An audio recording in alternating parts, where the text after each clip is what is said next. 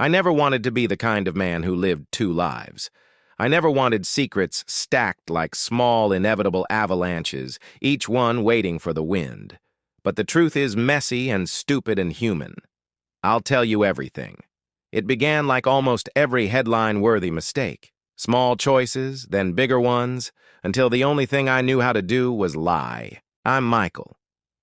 I have 3 kids and a home in the suburbs of California that people look at and say, he's got it all. Emily, my wife, is the kind of woman who makes a house feel like a home. She runs a PTA, bakes for birthdays, calms the kids, and somehow keeps the light on in me when I drift. I told myself that loving her meant being safe. Office life is a slow erosion of boundaries. You think you're only staying late because a project needs you? You think the texts are casual? You think familiarity is just efficient teamwork? Sarah arrived at the firm like a sunrise you didn't plan for. Smart, focused, the kind of woman who could talk code and poetry, both with clarity. We started with spreadsheets and coffee runs. I told myself it was professional. I told myself 1,000 times it was nothing. Jessica was different. She was younger, a winding laugh, all spontaneity and late-night conversations about music and escaping. She was in and out of my world like a gust of wind through an open window, stirring dust, leaving a smell that made me nostalgic for things I hadn't lived. Lily? She was the sister of Emily's oldest friend, always around at school plays and barbecues, kind and empathetic in a way that felt dangerous because it was soft. All 3 of them were people with faces and lives and names, not plot devices. But I turned them into a set of options, and I forgot how to be honest. For a long time, I thought I was just taking. Little moments that didn't mean anything. A text here, a meet for lunch there, rarely a night. But over the year, lines blurred. I convinced myself that I was still me. I convinced myself I could stop. Then Sarah told me she was pregnant. Her text landed on a Wednesday in late October. I was at my desk sipping coffee, pretending the presentation didn't make my hands sweat. Her words were simple and final. I'm pregnant. I'm keeping it. The world under my feet tilted in a way motion sickness cannot describe. For a while, I couldn't hear anything but my heart. For a while, there were no cells in my body, less certain than the ones waiting for oxygen. I remember the first time I looked at Emily and thought of unspooling everything. She was reading to the kids, the house warm with the smell of oranges and laundry. She laughed at a line in the book and tucked a stray hair behind her ear in that patient way she has. I felt my mouth open with the weight of all the things I hadn't said, and for the first time, I felt the power of truth like a hammer. But truth has consequences. And consequences in my life meant families breaking, reputations collapsing, a small son learning why his father was not home one night.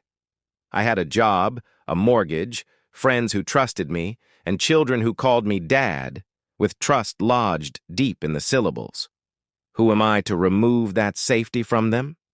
That question became my excuse. It became my refuge. If I tell Emily everything, I told myself, we lose it all. If I told Sarah the truth, if I told her that I wouldn't leave Emily for her, she would be devastated, and yet morally, I owed her more than an open secret. I began to ration lies like currency. I told Sarah the necessary things she needed to hear to keep calm, vague promises, assurances that didn't bind.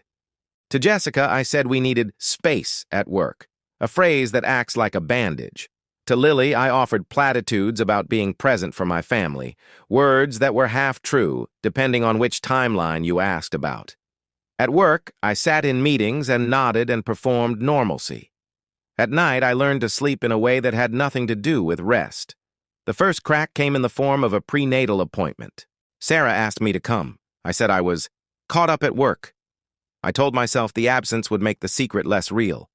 Then an ultrasound photo appeared on my phone like a small white flag. It was unmistakable, a grainy heartbeat, a little bean-shaped life that had no idea whose living room it would one day crawl across. I felt the world tear a little at the seams. A week later, Sarah called me in the afternoon. Her voice was flat. I told a coworker, she said. She sent our HR a note. I didn't know what to do. I thought maybe you could. My brain filled in the blank with apologies that felt inadequate. I'll handle it, I said. Instead of handling it, I panicked. That panic led to a decision I regret more than anything. I lied to Emily about the schedule. I told her I was heading to a late meeting, and instead I drove to Sarah E.S. and took responsibility for the HR note. I lied about why I was there. Emily forgave the late meeting, told me to be safe, and kissed my forehead. She had no reason to suspect the Harvard-level elaborate architecture of lies I'd built, and that kept me going. How selfish that sounds now when I say it out loud. Then, small things began to multiply. Sarah wanted to move in for a while. She said she needed family nearby. I said we could discuss it. I lied and promised a solution. Jessica blew up my phone on the same day Sarah asked to stay longer, and I answered both, juggling the lines like a circus performer with too many plates. Lily sent messages asking if I'd speak at her sister's birthday, the one Emily's friend threw every year. I RSVP'd yes to everything and no to nothing. And there was the moral tipping point, the late-night text from Sarah that read, "He's mine." The possessive phrase landed like a brick. You believe the worst about yourself not because someone tells you the worst, but because you can imagine it, and because your reflection in the dark begins to look like a stranger. She told me she loved the idea of us as parents.